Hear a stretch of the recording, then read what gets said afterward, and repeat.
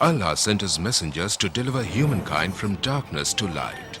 Invite all to the way of thy Lord with wisdom and beautiful preaching, and argue with them in the ways that are best and most gracious. That's also the ongoing mission of Islamic Research Foundation, or IRF, spreading the truth of Allah's final message to mankind. Founded in 1991, IRF today offers some of the best services and facilities in the world for presenting an understanding of Islam in an objective and scientific way. Its programs are primarily focused on correcting misconceptions and promoting understanding of Islam. IRF also imparts dawah training to dais to aptly convey the message of Islam.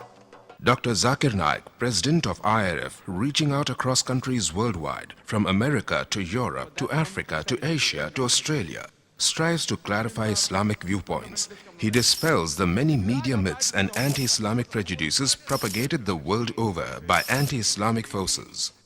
IRF today is creating a change in the hearts and minds of millions of Muslims and non-Muslims worldwide towards a proper understanding and respect for Islam. Have a question or doubt about Islam and its teachings? Now you know.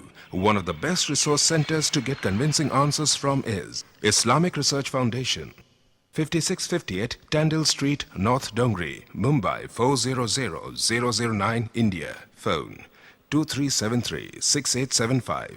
Fax 9122-2373-0689. Email islam@irf.net. For more information, log on to our website www.irf.net. We don't have records that 9/11 was done by Muslims.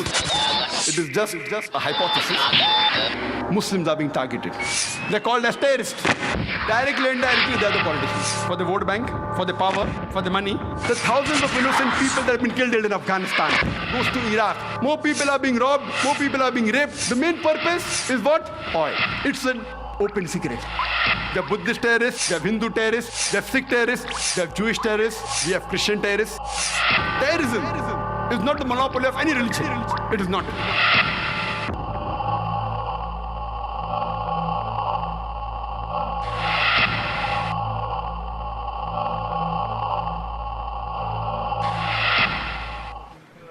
Distinguished guests, brothers and sisters, Assalamu alaikum. May peace be on all of you. Welcome to today's program. I, Dr. Muhammad Naik, am your host for today.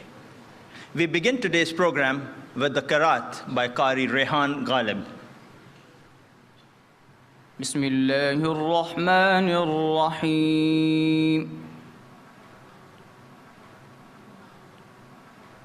من قتل نفسا بغير نفس أو فساد في الأرض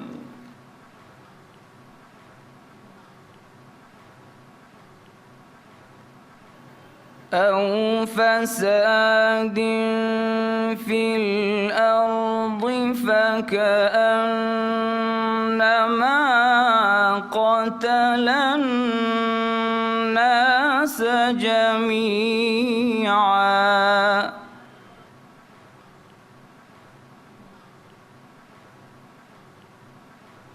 ومن أحياها فكأنما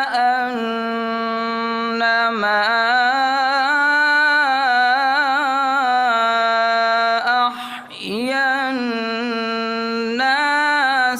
جميعا صدق الله العظيم. The translation of the verse from the glorious Quran. Surah Al-Ma'idah, chapter 5, verse 32.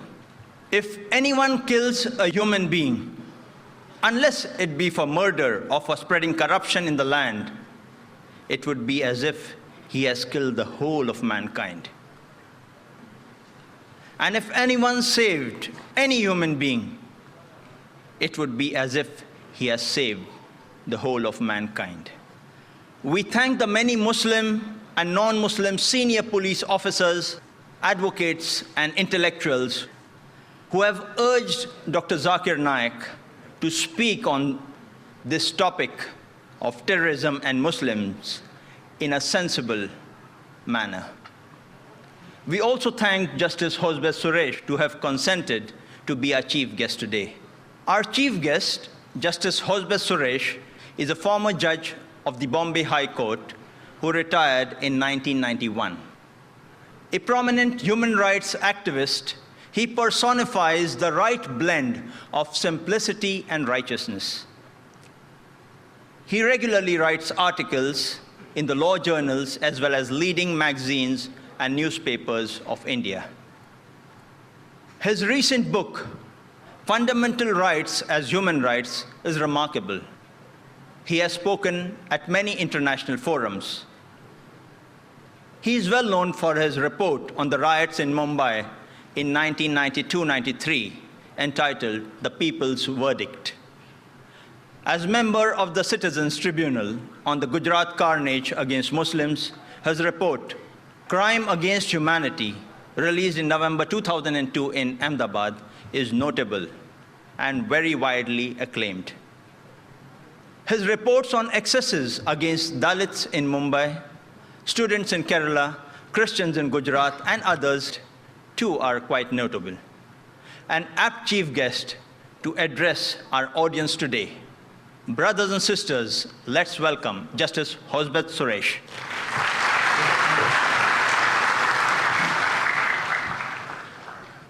Friends, I think I should begin with Lord Denning, a great judge from England, because he's no more.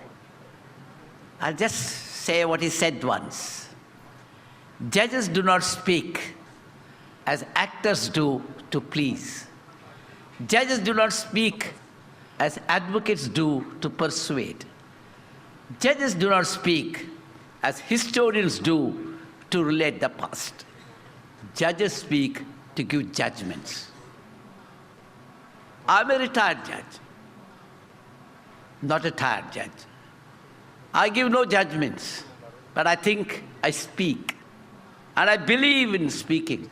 I speak against violation of human rights. I speak against wherever there is injustice, wherever there is violence. I speak against that. And I always expect the judges to come out and speak. If judges cannot speak against violation of human rights, injustice, who else can speak? It is the experience all over the world that every violence by the terrorists has only resulted in more violence by the state. It's a sort of vicious circle, and it can never bring about any lasting solution.